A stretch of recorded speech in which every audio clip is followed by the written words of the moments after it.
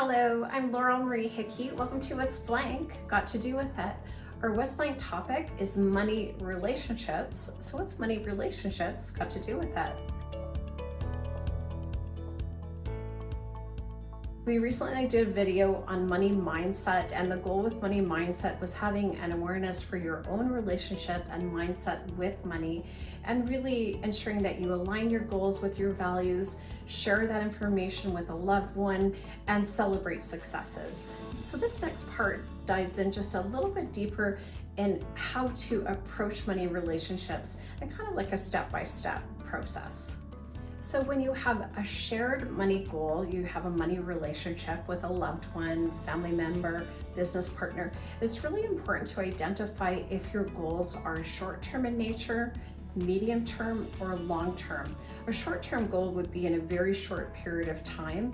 Medium-term, it would be you have a goal for a specific purpose. Maybe you are buying a house or investing in a business, but you already know that that money is going towards something very specific in the medium term.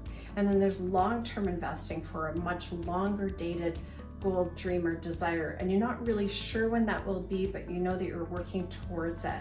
So when you're having a conversation in a money relationship, is identify what the timeline is for each of your goals, dreams, and desires, and your shared goals, dreams, and desires.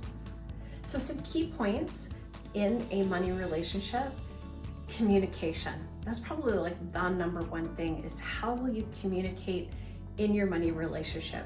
Will you have an annual meeting? Maybe when you're driving to the mountains, that's your time to talk about all the things that are important, money related. You know, as an example, in our house, we the money conversations happened in the living room, and we as kids were kind of listening to those conversations from the kitchen in the living room, but that's really how it was growing up in our household. So will it be a private affair, or will it be a family affair when you talk about them? And how often will you communicate about your short, medium, and long-term goals? When you have a trusted wealth advisor working with you towards those short, medium, and long-term goals, there's a regular communication and flow. So certainly I encourage you to have a trusted relationship where you can talk about all those things. It is an opportunity for each of you to share what you would like to in that meeting or during that time.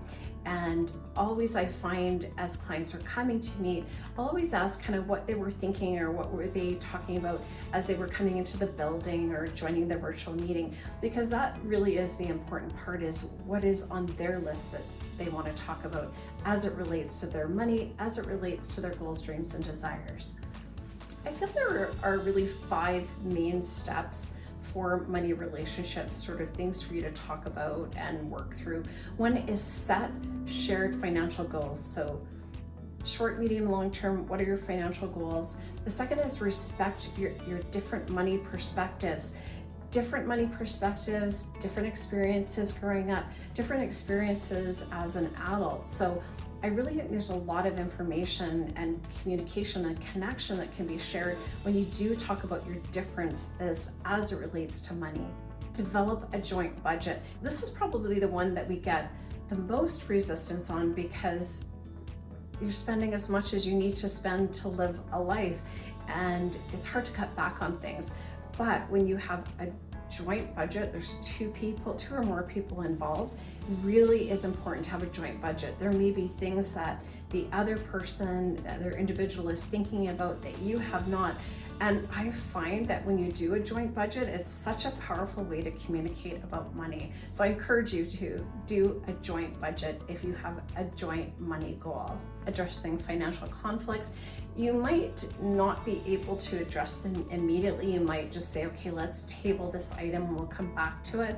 So it's okay to have conflicts. It's actually really great to work through them. So that is one of the steps. Ensure that you address your financial conflicts. Always work towards being aligned in your goals, dreams, and desires. Seeking professional advice is key. In our household growing up, we never really had any professionals coming in to talk to our mom or dad about what their goals were. So I was always curious that they were I mean, somehow they figure it out on their own. But as I was living my own life, there were financial professionals that would come into my life. And I just thought it was really interesting that I grew up not knowing who, if there were any, who they were.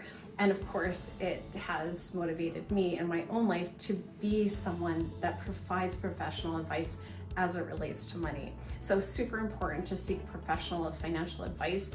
It's really great to have a second opinion. It's really great to help a client bridge the gap towards those goals. And finally, not a step, but a must. I think it's very important to celebrate your financial successes. If you have reached a goal, we did it. How do we celebrate it? How do we acknowledge it? I hope that I've piqued your interest a little bit on money relationships. As always, I'm here for your questions. I'm Laurel Marie Hickey. I'm a senior portfolio manager and senior wealth advisor with Wellington Altus Private Wealth.